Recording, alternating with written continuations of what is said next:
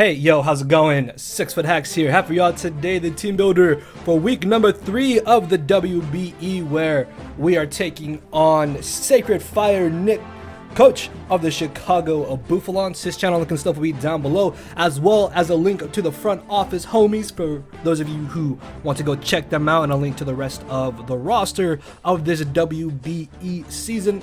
Also, of course, if you guys do enjoy the team builder and the graphics, hit that thumbs up button down below and let me know in the comment section below, what is your favorite form of hazard removal in a draft league format? Do you like defog or rapid spin? Let me know which one and why. Personally, I think I like rapid spin more than defog. While you can defog a lot easier, rapid spin is just nice because it also means you can keep your hazards on your side of the field. So yeah, let me know which one you like more. So with that, let's take a look at our matchup here. So this is a pretty interesting matchup, if I'm being honest with you guys. The main thing that I realized going into this battle, Mianxiao plus Kiram offensively are very, very terrifying. Plus, Nick has a very disgusting wall core between Tapu Fini, Amoonguss, and Audino. You could even throw in Rhyperior, Electros, and Arcanine in there because Arcanine gets Intimidate, so its physical defense becomes even better. Rhyperior is extremely fat as well, although it does have a lot of common weaknesses.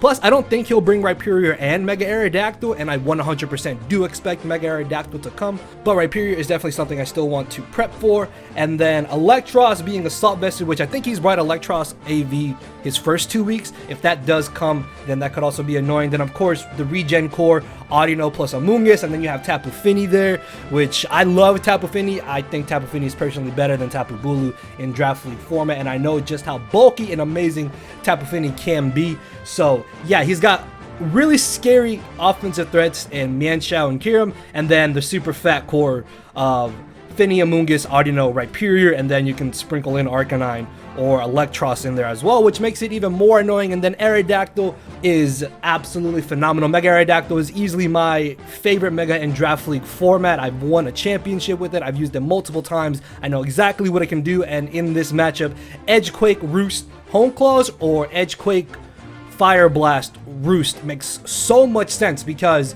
if he's not boosting his physical attack, then he's not going to be able to break through something like Durant or Steelix. So Fire Blast or Flamethrower makes a lot of sense for it to be brought on the Mega Aerodactyl. Or if he is Home Claws, I suppose, then he can hit my Steelix a little bit harder on the physical side, but I'm still going to be able to eat pretty much any hit. Kiram, I 100% expect to be brought to this game. I really don't know what set it could be. Kiram and Mianxiao are so terrifying in this matchup that I genuinely do not know what set they're going to run. They could, I don't think Choice, either of them being Choice, actually, the more that I think about it, makes a lot of sense. Choice Kiram is very, very annoying, depending on if it's Specs or Scarf. Mianxiao could be annoying with like Life Orb or Choice Scarf. Even like Choice Bandit could be something outrageous that Nick wants to bring. I don't really know how Nick preps, so I don't know if he's going to bring something wild like that, but regardless, those two are easily the most scary offensive threats. And then Tapu Fini plus Amoonguss, both of those I 100% expect to come. The Mons I don't think that are going to come to this game are Rhyperior, Espeon, and Audino, just because I feel like they don't have the best matchup. Again, Rhyperior plus Mega Arrow doesn't make sense to be brought. Espeon gets destroyed by my Muck, and then Audino can get destroyed by Reuniclus, Lopunny, Tail Glow, Manaphy, and potentially even Dragonite, as well as my Durant if I have superpowers. So yeah, those three I don't expect to come, which means his other 7 Mons are more than likely going to definitely be brought. So it's just a matter of trying to figure out what combination of 6 Mons he is going to exactly bring. So with that being said, let's go ahead and take a look at our first team member here. So starting off our squad, we have Reuniclus. As you can see from Nick's team, he has no Dark type.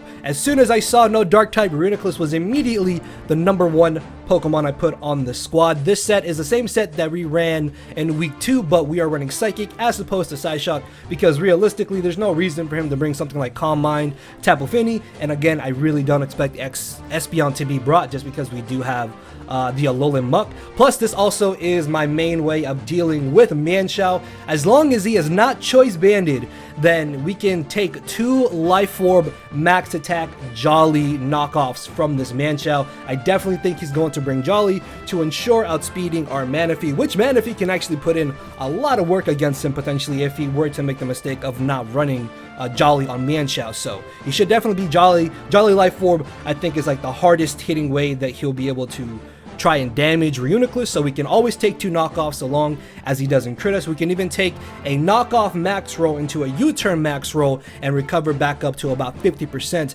And of course, Reuniclus is going to have a lot of pressure on it in this match. Not only is it my main way of sweeping, but I'm also going to need it to deal with the Manchow, which if Manchow is regenerated, makes it a little bit more annoying, but if it's choiced, then it makes it a lot more manageable, I think. So long as he's not banded. I really don't think he brings banded. I really don't think he brings choice banded, but choice scarf Manchow does look absolutely amazing because it just basically disregards any type of speedy offense that I may want to bring, and it still hits me ridiculously hard. So yeah, then that could leave Kyurem to be like Sub-Roost Life Orb or Z-Move, potentially something along those lines. So yeah, Kyurem and Manchow, dude, are just so terrifying. Another good thing about Reuniclus in this match is that we can also tank hits from offensive Aerodactyl and Arcanine. So long as Arcanine is not Adamant Life Orb, I don't think he should ever 2-hit KO us, which is nice. And then Aerodactyl should not 2-hit KO us unless he's running Crunch, which I guess he could run Crunch, but I don't know. Again, like I feel Stone Edge,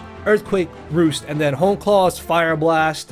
One of those last moves makes so much sense, so he could probably not rely on Crunch on Mega Aerodactyl, which is what I'm kind of hoping for. So if he doesn't have Crunch on Mega Aero, then that means Reuniclus is so much better in this matchup. Since we didn't need max defense, I put a little bit into Spadef so we can take hits better from the Kyurem once we are boosted. I think there's no way he should be able to 2-hit KO me after 1 Calm Mind, which is amazing. And then we have 20 speed just to be able to outspeed the Amoonguss outside of Trick Room. I was really iffy on whether or not I wanted to have Iron Defense or Trick Room as my final setup option, but I figured Trick Room was just a little bit better because if I'm able to have a +1 or +2 Reuniclus in 3 or 4 turns of Trick Room, then that basically means I should rack up at least 2 kills, possibly even 3, and that's already half his team gone, which means I'm able to punch a giant hole through his team or just pick off the remainder of it if I'm able to conceal my Trick Room, and that in itself is going to be amazing, I think. So yeah, really have high hopes for Reuniclus in this battle. So moving on to our second team member, we have Craburberly making his return, rocking a nice, mainly physically defensive Chople Berry set. The idea behind this set is to help deal with his physical offense to kind of relieve the pressure from our Reuniclus. Aerodactyl should never ever 2-hit KO me unless he does turn out to be Hone Claws, and then Arcanine only 2-hit KOs me if he is a Life Orb Adamant set, but if he's Life Orb Adamant, that means he's going to be taking recoil from Flare Blitz and Life Orb, making it a lot easier for me to revenge kill with something else on my team, which is amazing. And then I have Rock Tomb in case I want to do some type of super effective damage to him so he doesn't freely Morning Sun back up to full HP. Obviously, this set does not touch Amoonguss, but I have something to deal with Amoonguss later. As you guys will see, we have Dual Stab Rocks and Recover. Honestly, I think I probably would have put Toxic over Rock Tomb, but because he does have Tapu Fini, and I 100% expect Tapu Fini to be brought to this game, then I figure there's no real need for me to run Status, because I don't expect Audino, and the only other thing I would really Toxic would be like Arcanine, and I guess Mega Aerodactyl, but Arcanine and Aero I hit with Rock Tomb, so that's not too bad for super effective damage, and that means I don't really have to have Toxic for Audino in case he doesn't bring it. If he does bring it, then it could be a little bit annoying, but I really feel like it doesn't have the best matchup in this game. So ultimately, I decided against having Toxic, and I figured Rock Tomb would be a little bit better. We have enough defense to, again, just ensure rolls that we take hits. The nice thing about this set, too, is that if I play it properly, then I'm going to be able to lure in Manchow. So if his Manchow is running low on HP, I think Seed Bomb does about 40-50%, if I'm not mistaken, which is actually ridiculous damage once you think about it. But then again, Manchow is not really that bulky, and there's no chance he brings a bulky Manchow to this game. Like, offensive is just so good. So we can hopefully lure it in, Seed Bomb it, wreck it, and then that's one giant offensive threat gone. Rock Tomb, of course, is nice for some type of speed control for our offense. Now, obviously, Trick Room plus Rock Tomb sounds a little bit bad, but it's not really that big of an issue because I'm not going to put myself in a position where I'm lowering the speed of something and I'm going to make it slower than my Reuniclus. So in Trick Room, they will be faster than me technically. So I'm not going to be doing that. I'm going to make sure to play Rock Tomb safely and smartly and not put myself in a bad scenario and go from there. We have a little bit of Spadef just to kind of take special hits from Tapu Fini and the Amoonguss Sludge Bomb and Ice Beam accordingly. I think we can maybe live one Ice Beam from Kyurem if he is not Life Orb. I don't remember off the top of my head. But if we can live a hit, that'd be amazing because then we can Rock Tomb and that would be some nice damage off on Kyurem. And then we just have 12 speed there in case he wants to try and speed creep my Cradily with anything. So our next team member is our best way of being able to break through his really fat core. Now this set does have one initial flaw, and that's the fact that once I show him that I have block, and I block one of his defensive mons, then obviously he's going to be very weary of wanting to bring in his defensive mons on my Muck or leave them in on my Muck. So I need to play this set very carefully because I want to try and trap the Amoonguss, because getting rid of Amoonguss is going to make it so much easier for the rest of my team. As where with Tapu Fini gets worn down over time, and if I can just apply enough pressure to Tapu Fini, eventually it'll get weakened to the point where I'll be able to put in range of one of my offensive threats, being able to guarantee OHKO it or 2 KO it at the amount of HP that it will be at after the chip damage. So my hope is that I can kind of lure in, well, not lure in the Amoonguss, but I'm hoping he'll leave in the Amoonguss, not really knowing what I want to do. That way I block him, and then I'm able to beat him 1v1. I guess he could have knockoff, but that's just something else I need to play around, so I'll worry about that if he does have it or not. Now, obviously, Mega Aerodactyl is more or less a safe switch into my Alolan Muck, but that's the beauty about Poison Jab, is that even if he does bring an arrow, I can Poison Jab it, and there's always a 30% chance that I'm going to be able to poison it. Because he is not touching the ground, I can poison him. So yeah, I'm pretty sure that's how it works. Even if I am touching the ground, it's him who would be protected from status if he was touching the ground, but he's not touching the ground, so I can still status him.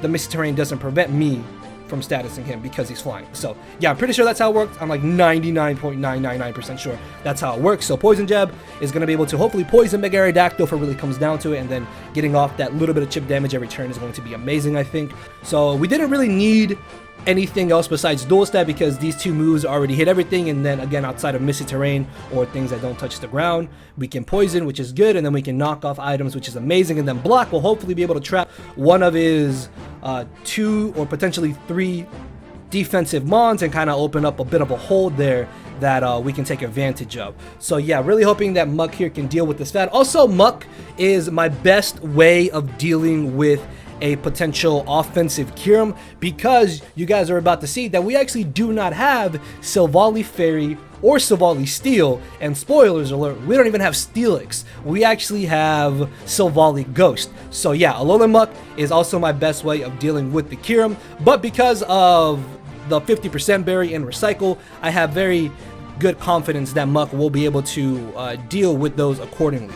So looking at our Silvally set here, this was the idea of my boy Zazo. He suggested to bring Swords Dance, Multi-Attack, Iron Head with Substitute on Silvally, but the more I look at the matchup, the more I played out scenarios, I figured that there's realistically no good way I'm going to be able to substitute and Swords Dance. Like, I can sub an SD behind a sub, but whatever he brings in as I SD on them, they break my sub regardless. So I figured that if I have Parting Shot, this still helps my Reuniclus be able to set up later. This also means I can take hits a little bit easier from his offense once I do put them at -1 attack and -1 special attack, making it so much better for my wall core to come in and tank the hits that I need them to, and force switches and hopefully rack up entry hazard damage. So in the end, I feel like Parting Shot is a lot better than Substitute in this matchup. Not to mention that if I show him Parting Shot early on in the battle, he's probably not going to expect me to have Swords Dance later on.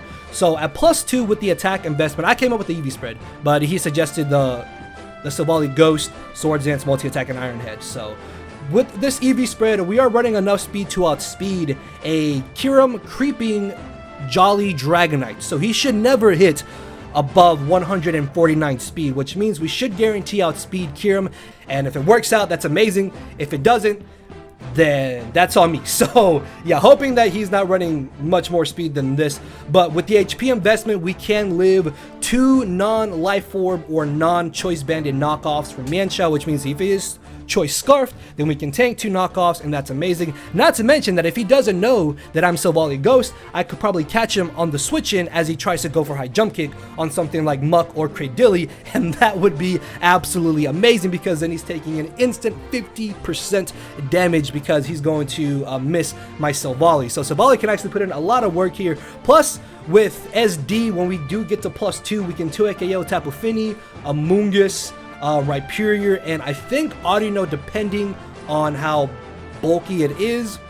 And then we also do really good damage to Arcanine, especially if we do get up our Stealth Rocks. Like at +2, Silvally is going to be able to also help us break through his fat, as well as being able to help our setup and help us against his very, very terrifying offensive mons. So our next team member is going to be Lacey Evans, aka Mega Lopunny, running a kind of bread and butter set of Lopunny return, high jump kick, fake out. Those 3 moves you will just about always see on Lopunny, and then the final move is going to be Substitute. I was really not sure on what I wanted to run as my last move on Lopunny, but I figured that if I have Substitute, the nice thing about Lopunny is that I can just bring it in initially and just start clicking my offensive moves in general, and eventually my game plan is to, down the line, once I've guaranteed weakened his walls, or I put an offensive threat in a position of where it's no longer going to be useful to him, so he may sack it off to me,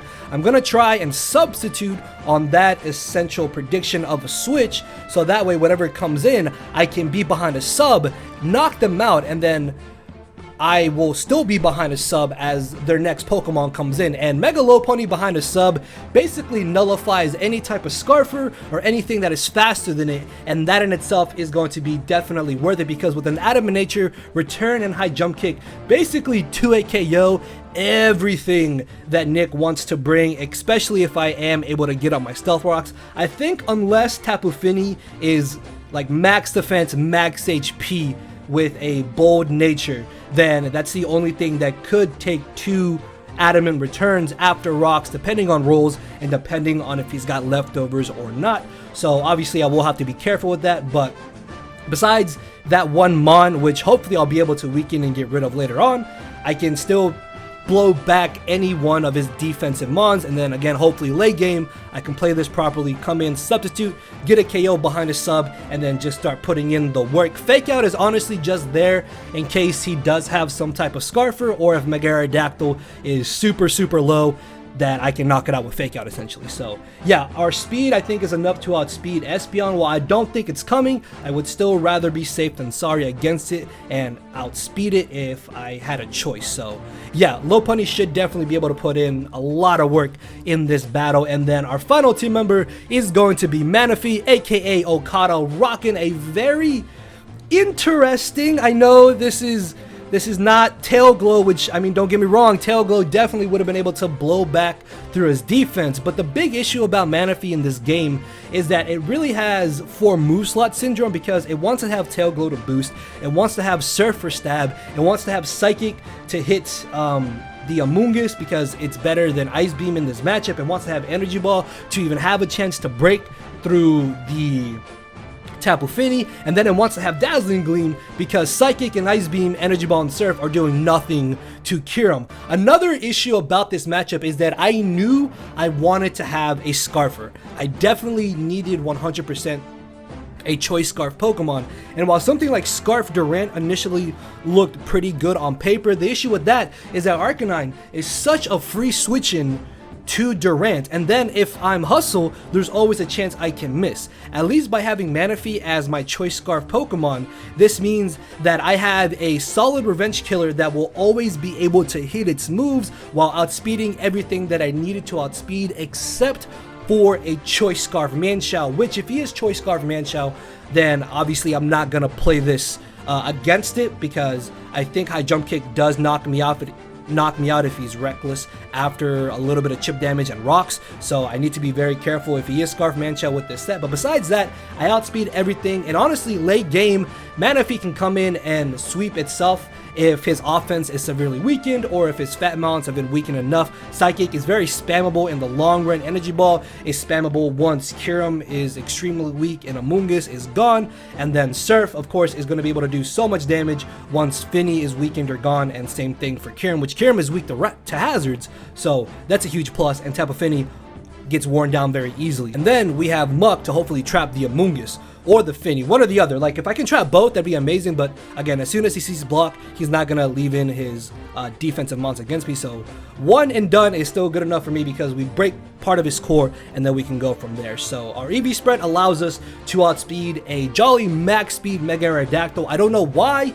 he would bring Jolly Max Speed Aerodactyl, but he did end up bringing it in his week 1 game if I'm not mistaken. And then I also do think that Jolly Max Speed Mega Arrow outspeeds a Jolly Dragonite at +1. So in case he is Jolly Max Speed, I just want to be safe. Otherwise, I think I would have gone with like a Modest Nature, and then that way we're doing a little bit more damage, but it's not really that important. Also, I was initially going to have U-Turn over Dazzling Gleam, but Dazzling Gleam I think is going to be a bit more beneficial to us going into this game. I literally changed it like 30 minutes ago, and we're about to play in about 20 minutes or so. So hopefully we can win, get another dub. Let me know what your favorite hazard removal is in the comment section below. Of course, if you did enjoy the team builder, your support is greatly appreciated, and I will see you all tomorrow with the battle itself. So thank you all for watching. Later, everybody. Cause my brain and heart are both tied in the knot, and this hinders me from crying a lot. This causing me to show no emotion. But when I said I cared, I wasn't joking. But I guess it's too late for me to become broken. For now, I'm living with no more pain, tears, or hoping. I'm just coasting.